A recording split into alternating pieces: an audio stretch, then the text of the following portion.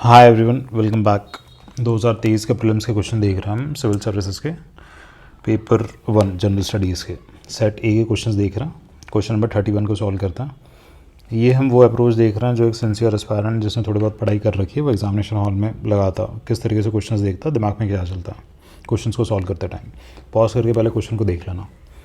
चलो, प्रश्न है in essence what does due process of law mean. ठीक है, चलो क्या क्या दे रखा है। The principle of national justice, the procedure establish by law, fair application of law, equality before law. अब देखो, ये जो प्रश्न है ना, एकदम बेसिक पॉलिटी का प्रश्न है।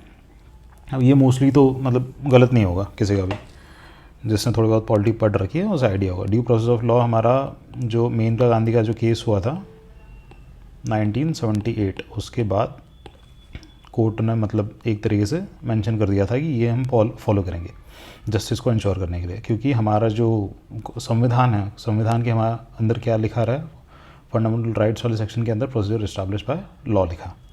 ठीक है, तो देखो ये लिखा है और इसका मतलब पूछ रहा है, तो बी तो अपना 100% नहीं आएगा।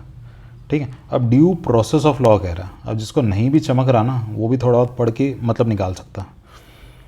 इक्वालिटी बिफोर लॉ, नहीं ये भी नहीं होगा, ये तो एक तरीके से फंडामेंटल राइट ही है हमारा। ठीक है, तो बी और डी तो आपका सीधे सीधे हट गया। अब क्या बचा आपका, एक तो फेयर एप्लीकेशन ऑफ लॉ और the principle of national justice. अब प्रिंसिपल ऑफ नेशनल जस्टिस क्या होता है? प्रिंसिपल ऑफ नेशनल जस्टिस आपने जैसे उस तरीके से सुना होगा, फॉर एग्जांपल जैसे ट्रिब्यूनल्स वगैरह है, ट्रिब्यूनल्स ना इस पे काम करती है, प्रिंसिपल ऑफ नेशनल जस्टिस पे। यहाँ पे हम डिस्कस नहीं करेंगे, मैंने शायद इस पर एक वीडियो ऑलरेडी बना रखा है, कहीं होगा क्या कहते हैं उसे, प्लेलिस्ट वगैरह में ढूंढ लेना। ड्यू प्रोसेस ऑफ लॉ आया क्यों था? देखो भैया, प्रोसीजर इस्टेब्लिश बाय लॉ जो था उसमें क्या लिखा था कि लॉ में जो भी लिखा है अगर वो फॉलो किया गया है तो जो फाइनल वर्डिक्ट आएगा वो माना जाएगा। ठीक है, बट मेनका गांधी केस की बात क्या बोला गया था कि लॉ में जो लिखा गया है वो तो हम देखेंगे, उसके बाद लॉ में जो लिखा गया वो फेयर है कि नहीं वो भी हम देखेंगे। ठीक है, तो लॉ है, लॉ को भी क्वेश्चन किया जाएगा।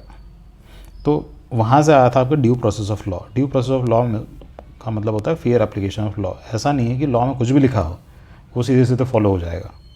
ठीक है, तो इसका जो आंसर होगा वो सी होगा। ये प्रश्न आसान था। एंड करते हैं इसे, मिलता है नेक्स्ट वाले क्वेश्चन पे।